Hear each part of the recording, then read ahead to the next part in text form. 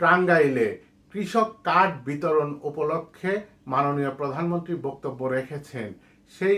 সেখানে তিনি বলেছেন একটি কথা যে মাওলানা ভাসানী তিনি জিয়াউর রহমান, শহীদ প্রেসিডেন্ট জিয়াউর রহমানের হাতে ধানের শীষ তুলে দিয়েছিলেন। সেই কথা নিয়ে নানান ধরনের আলোচনা সমালোচনা। ঠিক মাননীয় প্রধানমন্ত্রী কি বলেছেন, আমরা যদি সেই কথাটাই আগে একটু জানার চেষ্টা করি। যে মাননীয় প্রধানমন্ত্রী বলেছেন যে মাওলানা ভাসানীর প্রতীক ছিল ধানের শীষ।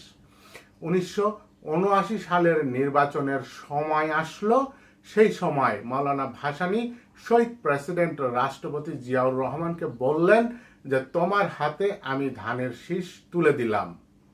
মাননীয় প্রধানমন্ত্রীর এই কথাকেই সামাজিক যোগাযোগ মাধ্যমে শুরু হয়েছে নানান ধরনের আলোচনা, তর্ক বিতর্ক, এক ধরনের ট্রল, এগুলি হচ্ছে।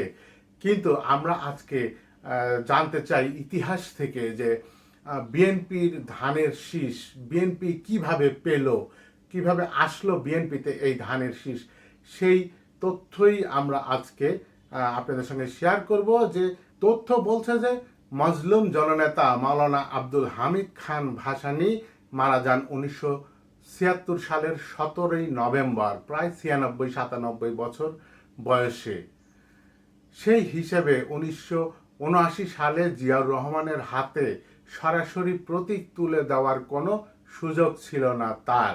তাহলে কিভাবে বিএনপি এই ধানের শীষ প্রতীক পেল? রাজনীতি বিশ্লেষক মহিউদ্দিন আহমেদ বিবিসি বাংলাকে বলেছেন যে ব্যালট পেপারে প্রার্থীর নামের পাশে থাকা প্রতীক, মানুষ প্রতীক দেখে ভোট দেয়, যে কারণে প্রতীক যদি পরিচিত হয় তখন স্বাভাবিকভাবে সেই প্রতীক বা দলের জনপ্রিয়তাও থাকে আলাদা। কারণ নির্বাচনের আগে নিজ নিজ দলের প্রতীকের পক্ষে গান, কবিতা কিংবা স্লোগান তৈরি করে নানা ধরনের প্রচারণা চালিয়ে থাকে দলটি। বর্তমানে নিবন্ধন স্থগিত থাকা আওয়ামী লীগ সহ নির্বাচন কমিশনের নিবন্ধিত রাজনৈতিক দলের সংখ্যা প্রায় 52টি। অর্ধ শতাধিক রাজনৈতিক দল নিবন্ধিত থাকলেও হাতে গোনা কয়েকটি দলের নির্বাচনী প্রতীক বাদে অন্যান্য দলের প্রতীক সাধারণ মানুষের কাছে খুব একটা বেশি পরিচিত নয়। বিশ্লেষকরা বলছেন যে বাংলাদেশের বড় বড় রাজনৈতিক দল যে প্রতীকে নির্বাচন করে আসছে তার অনেকগুলোই শুরুতে তাদের নিজ দলের প্রতীক ছিল না। তাহলে কিভাবে তাদের দলে আসলো এই প্রতীক? আজকে আমরা জানার চেষ্টা করব যে ধানের শীষ যেভাবে বিএনপির হলো। 1978 সালের 1 সেপ্টেম্বর তৎকালীন রাষ্ট্রপতি জিয়াউর রহমান বিভিন্ন রাজনৈতিক পথ মতের অনুসারীদের এক প্ল্যাটফর্মে এনে প্রতিষ্ঠা করেন বাংলাদেশ জাতীয়তাবাদী দল বা বিএনপি। রাজনৈতিক দল হিসেবে বিএনপির প্রতিষ্ঠার পর বিএনপি প্রথম ধানের শীষের প্রতীক নিয়ে নির্বাচন করে 1979 সালে। বিশ্লেষকরা বলছেন যে এই ধানের শীষ বিএনপির আগেও নির্বাচনে ব্যবহার করা হয়েছিল। বাংলাদেশের স্বাধীনতার আগে 1970 সালের নির্বাচনে ধানের শীষ মার্কায় নির্বাচনে প্রতিদ্বন্দ্বিতা করেছিলেন মাওলানা আব্দুল হামিদ খান ভাসানীর নেতৃত্বে ন্যাশনাল আওয়ামী পার্টি বা ন্যাপ। ধানের শীষকে প্রতীক হিসেবে বেছে নিয়ে যুক্তফ্রন্ট থেকে তৎকালীন সময় বের হয়ে গিয়েছিলেন মাওলানা আব্দুল হামিদ খান ভাসানীর নেতৃত্বাধীন ন্যাপ। পরবর্তীতে মাওলানা ভাসানীর নেতৃত্বে ন্যাপের বড় একটি অংশ যোগ দেওয়ার মধ্য দিয়ে 1978 সালের বিএনপির জন্ম হয় এবং এই অংশটির নেতৃত্বে ছিলেন মশিউর রহমান। তিনি জাদু মিয়া নামে অধিক পরিচিত। বিশ্লেষক মহিউদ্দিন আহমেদ বিবিসি বাংলাকে বলেছেন যে ভাসানীর ন্যাপের বড় একটি অংশ মশিউর রহমানের নেতৃত্বে বিএনপিতে মিশে যায়, তখন বিএনপি ধানের শীষ প্রতীক নেয়। যেহেতু জাদু মিয়ার অংশটি বেশি বড় ছিল তাই তারাই ধানের শীষ প্রতীক সহ বিএনপিতে একীভূত হয়ে যায়।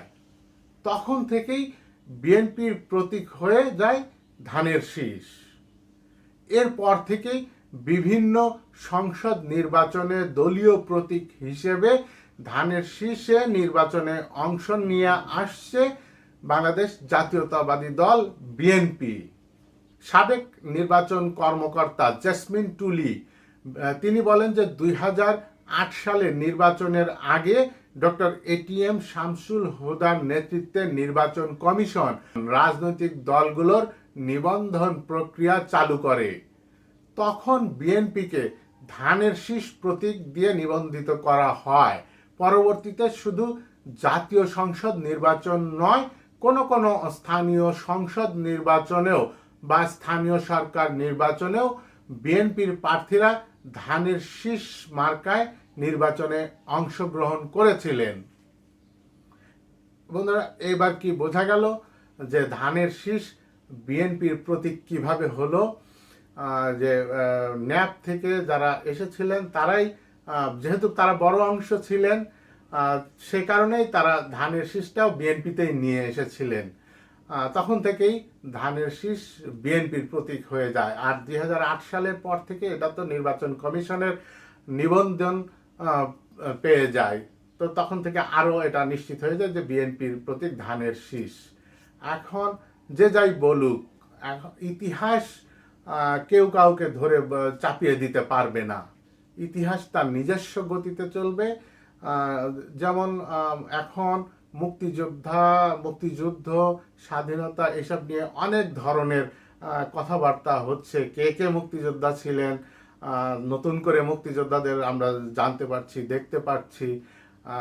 কিন্তু আমরা তো জানি যে বাংলাদেশের ইতিহাস কি, এটা কম বেশি আমরা আমাদের দেশের মানুষ সবাই জানে। অর্থাৎ একটা কথা কেউ বলে ফেললেই সে মুক্তিযোদ্ধা হয়ে যাবে না, সে মুক্তিযুদ্ধ অংশগ্রহণকারী হয়ে যাবে না। ইতিহাস তার সঠিক পথেই চলবে, সবসময় সঠিক গতিতেই চলবে। ইতিহাসের মোড় কেউ ঘুরাতে পারবে না, ইতিহাসের বাঁক কেউ ঘুরাতে পারবে না। ইতিহাস তার নিয়মেই চলবে। এখন যে যাই বলুক, ইতিহাস তার নিজস্ব গতিতেই চলবে।